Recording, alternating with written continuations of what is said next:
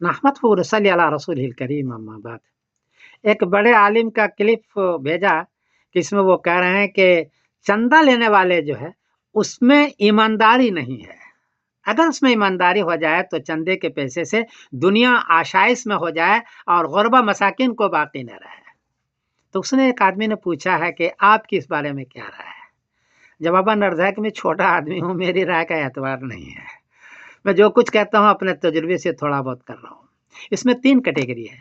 पहला है कि ये मदरसे वाले अगर उस तरफ इशारा है तो छोटे बच्चों को, गरीब बच्चों को 4 चीज़ें देते हैं, उसको पढ़ाते हैं, उसको भरपेट खाना देते हैं, उसको रिहाइश का इंतज़ाम करता है और किताबें देते हैं। और इसी बचपने में वो कुरान शरीफ पढ़ सकता है, लहजा इस्तेमाल कर सकता है, बाद में नहीं हो सकता। उलमा बनते हैं। तो ये चारों चीज़ें ये मदरसे वाले गरीब तलबा को देते हैं। ये तो हुआ तलबा की बात।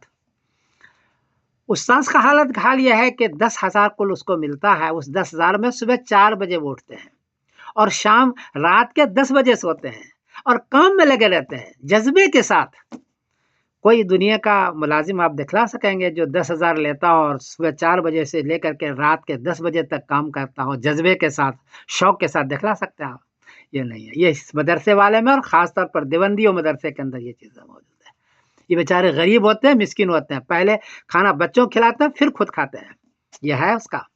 ये तो हो गया मुदर्रिसीन का। अक्सर मुदर्रिसीन मेरा जहाँ तक तजुर्बा है मुस्तहिक़ ज़कात होते हैं ये। इन आलम के अंदर, पूरी दुनिया के अंदर ये काम कर रहे हैं दीन का।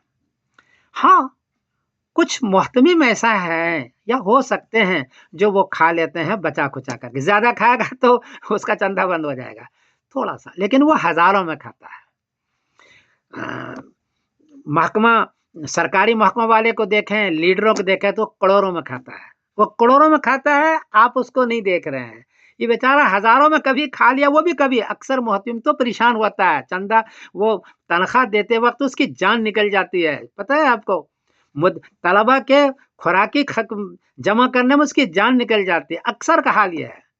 कुछ मुहतिम थोड़ा बहुत बनाया होगा जिसकी तरफ आपका इशारा है। और चौथी बात ये है कि कुछ लोग तो हैं जो ऐसा करते हैं, लेकिन आम बात ये नहीं है कि उसके ईमानदारी में शक किया जाए। इन्हीं की वजह से चौथी बात सुनो, इन्हीं मदरसे की वजह से इंडिया, पाकिस्तान, बांग्लादेश में दाढ़ी है, टोपी है, कुर्ता है, पजामा है, तहज्जुद की नमाज है, दीनदारी है, शौक और जज्बा है। अरब के मुल्कों में चंदा बंद कर दिया, वहाँ दाढ़ी नहीं, टोपी नहीं, कुर्ता नहीं, पजामा नहीं। बड़ी-बड़ी तकरीरें तो वो कर लेंगे दक्काक किस्म के उलमा, लेकिन फजर की नमाज में वो हाज़िरी नहीं देगा, वो सोया हुआ होता है। वो तहज्जुद का पाबंद नहीं होता। शर्ट पैंट पहन करके दाढ़ी के बगैर वो तकरीरें फरमाते रहते हैं वो।